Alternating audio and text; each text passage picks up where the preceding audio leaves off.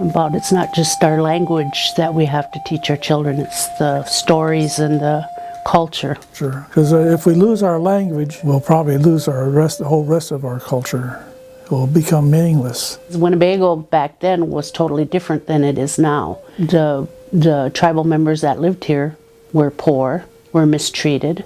Today, there's so much more positive things happening here on the reservation. I have friends that say they drove through and the only way they know it's a reservation is because it says you are now entering the Winnebago Indian Reservation. In other words, they said they would just think it as another community in the state of Nebraska. So that's our granddaughter. She's gone through the St. Augustine school. So we learned something about it through her eyes.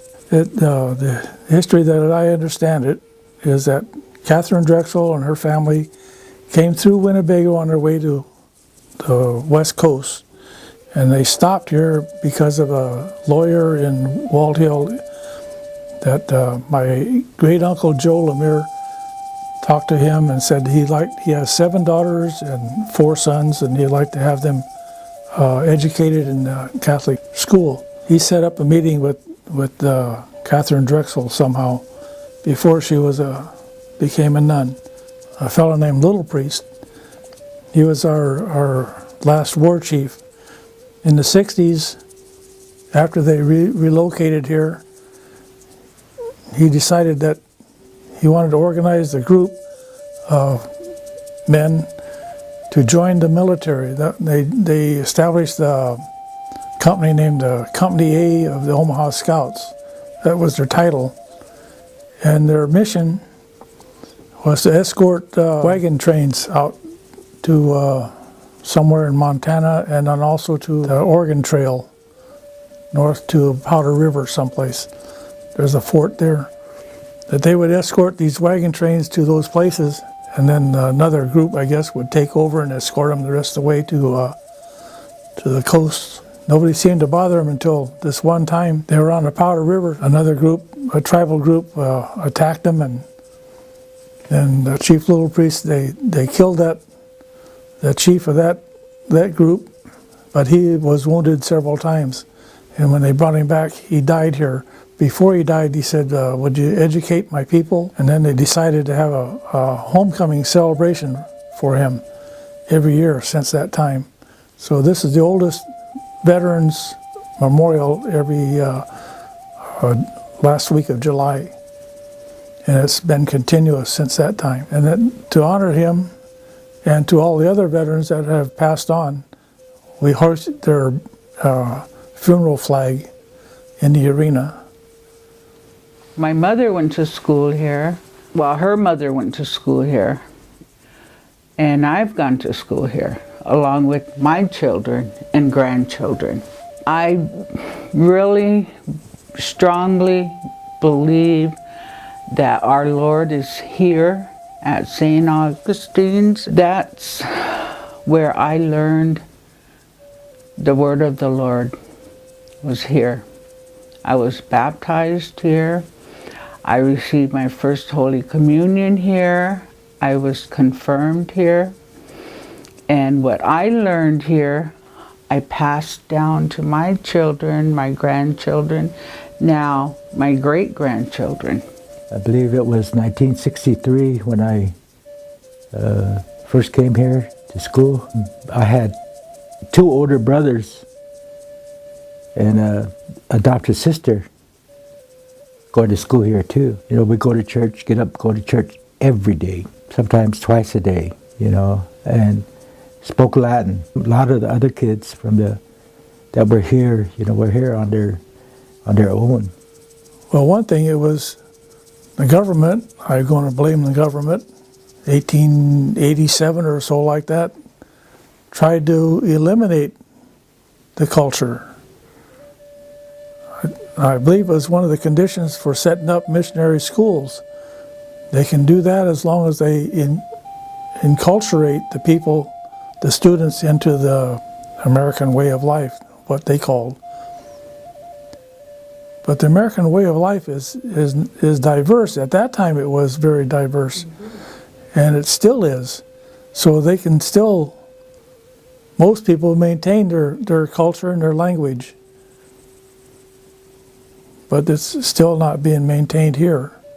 Times and age are different. When I came here, I had never seen a white person before, and all kinds of things that were shocking to me suddenly happened. But it was all for the good, because at that time and back in those days, and now that I understand more, my parents having such a large family of children, were having difficulty in providing for us and taking care of us and making sure that we got a good education.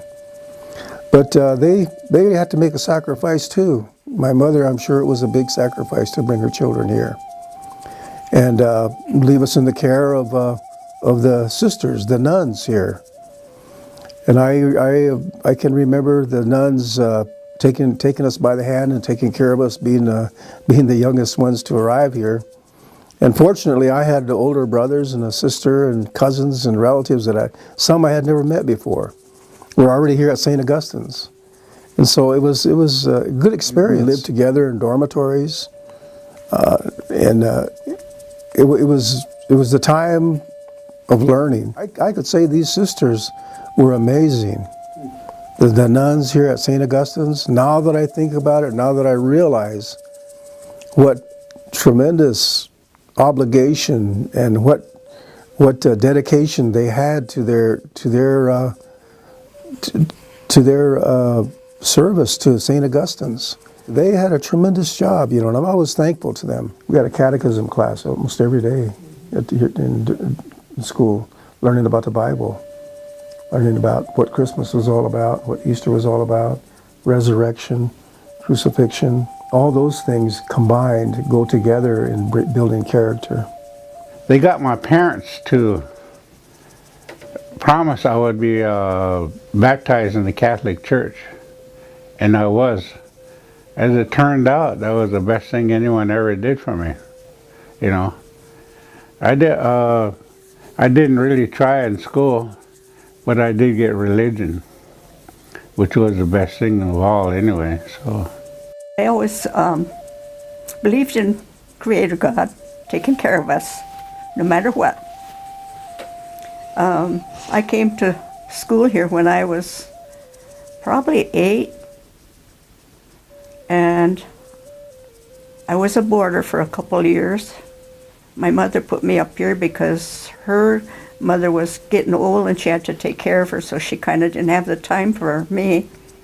So my older sister and I came up here. My older sister was 7 years older than I, and she came up here when she was just a little girl, and she couldn't even speak any English, but the sisters taught her.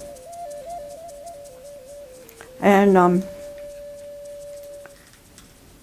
what my mother told my daughter about the mission when she came here, it wasn't that bad when I came here. I remember getting my hair all shaved off once because I ran away with my older sister. So when we got back, they shaved our heads. But those were the only times I could think of. The other times were all I was taught. Today I'm happy that I was taught the things I was and helping the smaller children that were there at school. And I was just a child myself. My father was 50 years old when I was born. There were 16 of us children. I was the youngest daughter, and I had a little brother. My husband hardly ever went to church with me. It was me that took him every Sunday. No matter if we had to walk in the cold blizzard, we walked to church. And I think that's what's in her mind, because I was raised just like the two, how we have to go Indian and the white person's way. My father belonged to the Native American church. My mother was a Catholic. So I was bounced back and forth with this all my life, being Catholic, Native American church. Okay, my father lived to be 83, and before he passed, he said, I want you to go back to your own church where you were baptized when I'm gone. because that's where you were baptized, so you go there. And then I live in what he told me. I came back to the church. I never left the church. I was always there. Today I'm still there. After my husband passed, I became an oblate of St. Benedict. So I celebrated my 25th year as a Benedictine oblate last year. And that's my life. And I think that's what, keeps me intact, so close to God. So today, that's what I have. I guess I wouldn't have it any other way. On Native American and my belief, how I believe both ways. No one can take it from me. No. I had 7 children.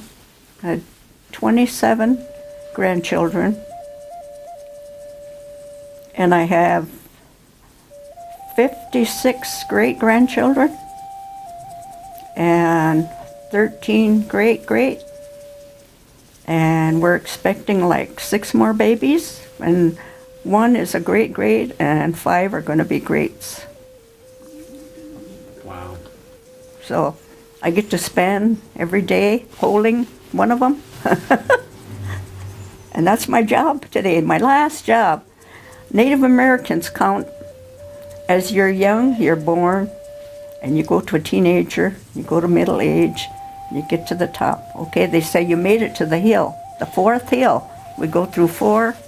Everything Native American do, it's 4, like the 4 directions, And so I said that to him when I turned 80. I said, well, I'm on that last hill. I'm going to coast in now.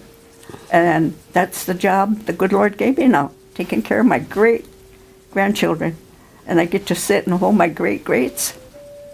And I have 2 great-greats coming to school here at St. Augustine's. So that's like 6 generations up here so far. Starting with my mother.